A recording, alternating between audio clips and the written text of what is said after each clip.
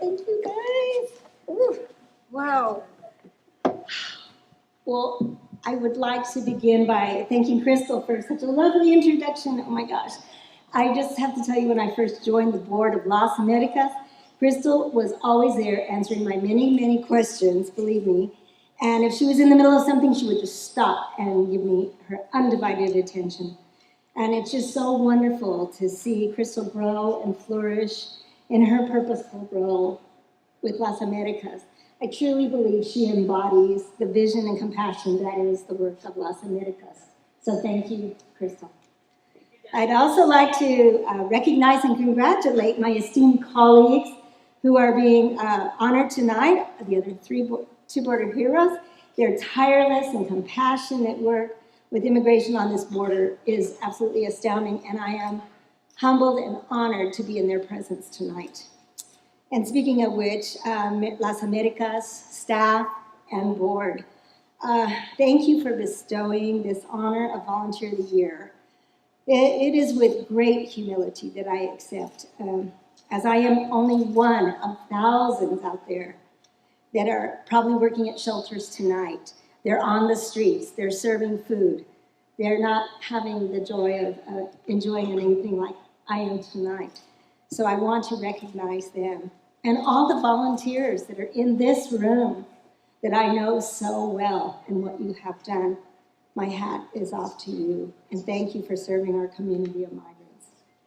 When I was notified of this award, I thought, what am I going to say? Oh my gosh, to encourage other people to volunteer. This is so important, right? I didn't want to sound trite, muy presumida. I just said, hey, what am I going to say? Isn't there a metaphor I could use, something that's going to touch someone's heart? So I came up and I said, just look back at your career, go back to that fateful day in 2014 when I went to the Houghton Center and delivered a case of water. And how I just can't imagine how that would become my calling to do volunteer work with an Annunciation House. And throughout the years, and I enjoyed every minute of it. It was hard work, but I really enjoyed it. But there was one task that stood out, and it's been a mainstay of my heart's purpose. And that's driving immigrant families to the airport, accompanying them through TSA. At night, at home, I tell Tom, I say, oh, you cannot believe what happened today. I tell him the stories of the kids, the children, the sleeping babies, the parents that were tired, frustrated when their flights got canceled and they had to return to the shelters. And I remember one little boy saying to his mom, no te preocupes, mamá, estamos seguros en el albergue. So just gave them relief that those kiddos had their parents' backs. And I also wanted to let you know that I found my voice. I've always been very timid and shy, and sometimes I had to speak up on behalf of the immigrants, and it was something that when I saw an injustice, I couldn't let it go. And it was kind of a learning process for both me and the people at the airport. And finally, one of my best stories was exchanging my tennis shoes for those orange, cloggy, clown-like detention shoes with a young lady who was going to meet her family for the first time, her new family, and she was embarrassed to go through the airport. So right in the middle of the parking lot, we changed shoes. I gave her my tennies, and I used the orange clogs for the rest of the day. And the good thing is they weren't, hers weren't, or my tennis shoes were orange, so she was happy. And finally, this past winter, I want to leave you with my metaphor that I looked hard for.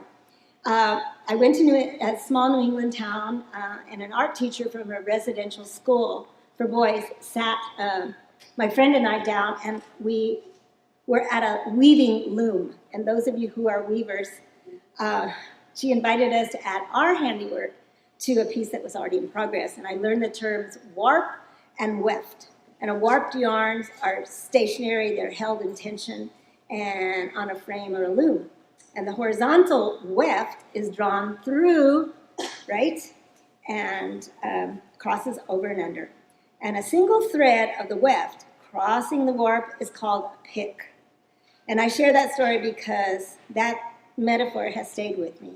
If I am a pick, I have picked to be a volunteer, someone who shows up, hopefully as a helpful navigator for the human beings on the journey of finding home.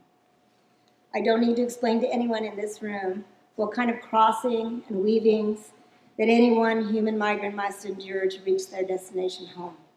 I believe that is why we are all here tonight. I believe we as volunteers or part of an organization are the warp, that stronghold, the system of support, and the weft, showing up as a single thread, meeting countless single threads, human beings weaving obstacles. We are knit together close, single threads, and only a glorious fabric when we get close. So who is the hero, the volunteer, the migrant? I sincerely believe that we are all of these together. We are God's children. We are humanity. Again, thank you so much for everything. It's beautiful, Lord.